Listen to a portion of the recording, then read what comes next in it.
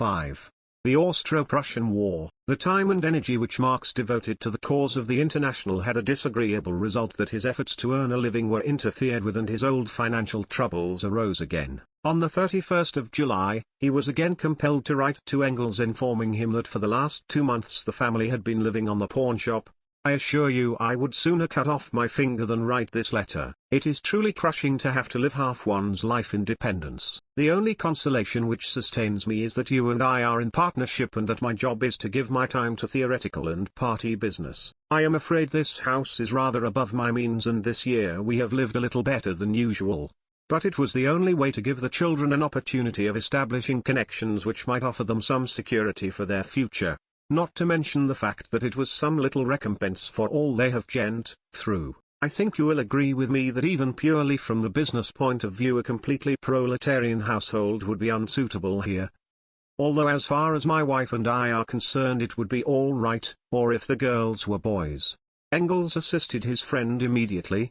But the petty worries and troubles of securing a bare existence again began to plague Marx and his family, and they continued to do so for a number of years. A few months later, on the 5th of October, 1865, a letter from a Lothair butcher offered Marx an unexpected opportunity of earning money, and in a most peculiar fashion. Butcher had lived as an emigrant in London, but the two men had maintained no relations and certainly not friendly ones. Even when Butcher began to take up an independent position in the general emigrant tangle and joined Urquhart as the latter's enthusiastic supporter, Marx remained critical towards him.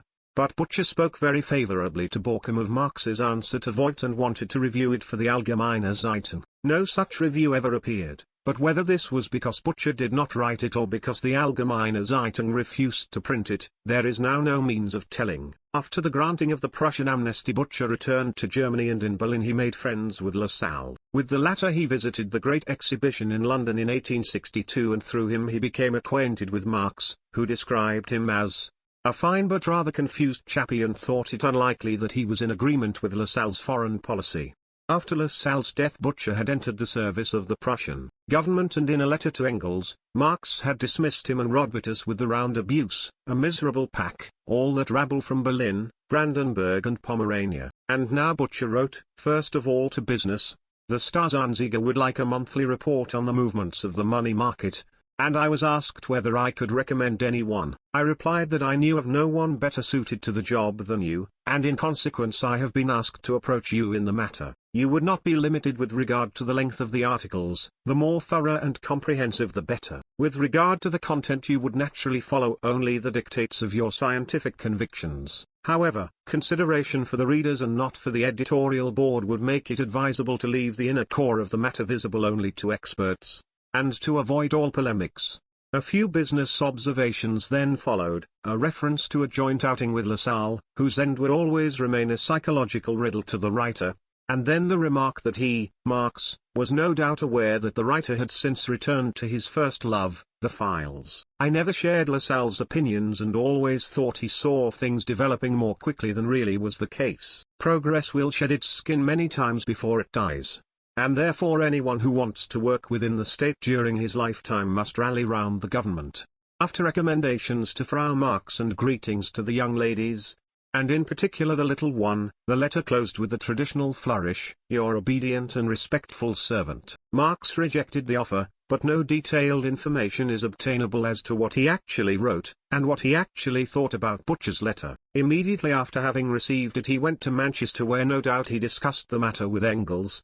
But there is no mention of the matter at all in their letters to each other and only one passing reference in Marx's letters to his other friends, as far as they are known. 14 years later, when the terrorist attempts of Hodel and Nobilling let loose a fierce campaign of incitement against the socialists, he published Butcher's letter, and its effect was like a bombshell in the camp of the socialist baiters. At the time of the publication Butcher was secretary to the Berlin Congress.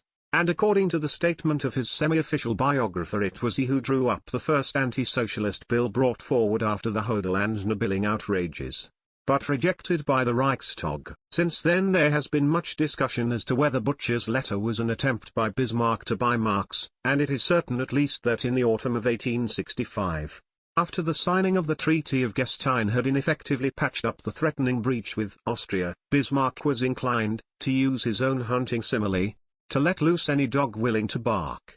Bismarck himself was far too much an inveterate East Helbian junker to flirt with the working class in the way Disraeli, or even Louis Bonaparte, did. And the droll ideas he formed about Lassalle, whom he met personally on a number of occasions, are sufficiently known. However, in his immediate entourage he had two people who were better equipped to deal with this delicate question. These were Lothar Butcher and Hermann Wagner. It is a fact that at the time Wagner was doing his best to decoy the German working class movement, and as far as Countess Hatzfeld had any say in the matter he succeeded. As the intellectual leader of the Junkers and an old friend of Bismarck from the pre-March days, Wagner was in an incomparably stronger position than Butcher, who was completely dependent on Bismarck's goodwill owing to the fact that the bureaucracy regarded him with suspicion as an intruder, whilst the king refused to have anything whatever to do with him on account of 1848. And in any case, Butcher was a weakling, a fish without bones, as his friend Rodbertus declared. If Butcher's letter was really an attempt to buy Marx, it was certainly not made without Bismarck's knowledge, but it is doubtful whether it actually was such an attempt. The way in which Marx used the letter in 1878 during the anti-socialist campaign was irreproachable, and it was a clever move. But it does not even prove that Marx himself considered the letter an attempt to buy him, much less that the letter actually was such an attempt. Butcher was well aware that since Marx had broken off relations with Schweitzer, the German Lassalleans had no very high opinion of him, and further, a monthly report on the movements of the money market in the most boring of all German newspapers can hardly have recommended itself as an effective means to pacify the general discontent with Bismarck's policy, not to speak of winning the support of the workers for that policy. Under the circumstances, therefore, there is more than a little to be said in favor of Butcher's statement that he recommended his old companion in exile to the curator of the Staatsanzeiger without any ulterior political motive, though perhaps with the proviso that the curator had already refused to accept a representative of the Manchester Schule. Having suffered a rebuff at Marx's hands, Butcher then approached Düring, who agreed to take over the work but very soon gave it up when it turned out that the curator of the Staatsanzeiger was very far from possessing that respect for scientific convictions with which Butcher had credited him. Worse even than the increasing economic difficulties with which Marx had to contend as a result of his active work for the International and his own scientific work was the fact that his health began to suffer more and more. On the 10th of February, 1866, Engels wrote, "You must really do something to get rid of this carbuncle business. Stop your night work for a time and lead more regular life." And on the 13th of February Marx replied, "Yesterday I was on my back again with a malignant boil which formed in my left groin. If I had money enough for my family and my book were finished I shouldn't care in the least whether I went to the knacker's yard today or tomorrow. As it is, however, I do care."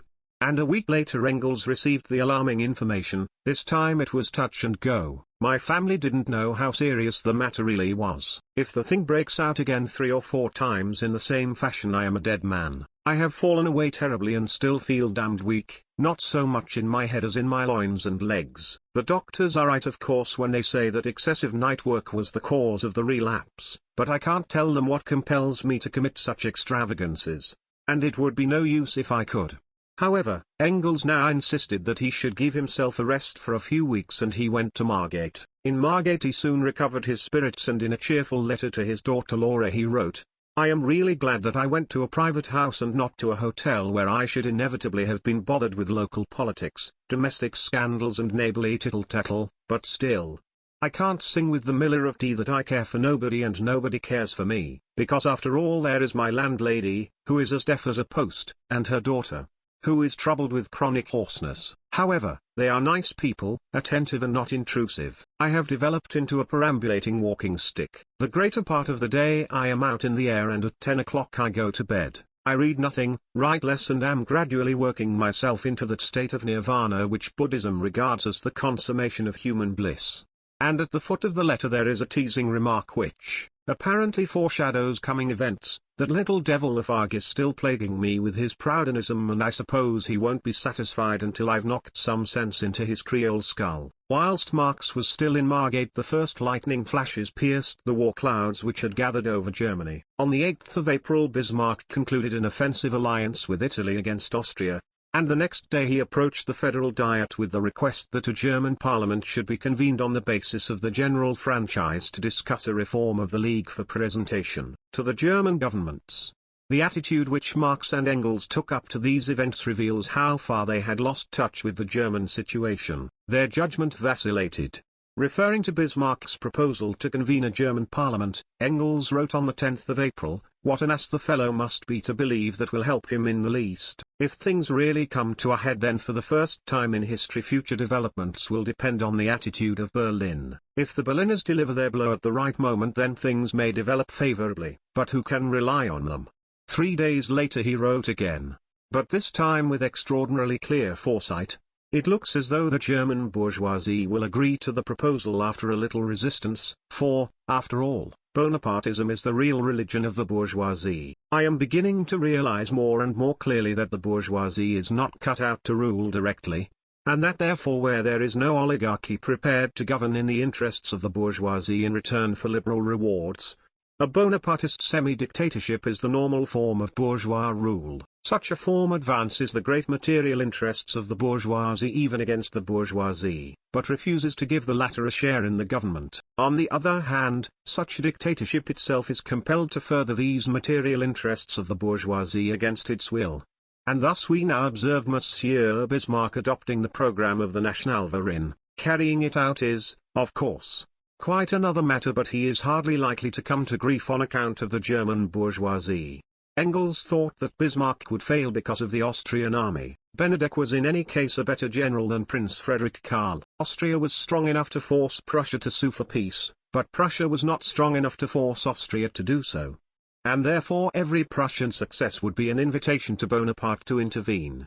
In a letter to his new friend Dr. Kugelmann of Hanover, Marx described the situation in almost the same words. Whilst he was still a lad, in 1848, Kugelmann had been an enthusiastic supporter of Marx and Engels, and he had carefully collected all their writings, but it was not until 1862 that, thanks to Freiligrath's mediation, he made the acquaintance of Marx and soon became one of his confidants. Marx subordinated himself to Engels' judgment absolutely in all military questions and with a lack of criticism unusual for him. Still more astonishing than his overestimation of the Austrian army was Engels' idea of the condition of the Prussian army, for he had just written about the army reform, the occasion of the Prussian constitutional conflict, and in this work he had shown far greater insight than the bourgeois democratic tub-thumpers. On the 25th of May he wrote, "If the Austrians are clever enough not to attack, then the trouble in the Prussian army will certainly come to a head. The men were never so rebellious as they have proved themselves during this mobilization. Unfortunately we hear of only a small part of what is really happening, but even that is enough to show that an offensive war is impossible with such an army."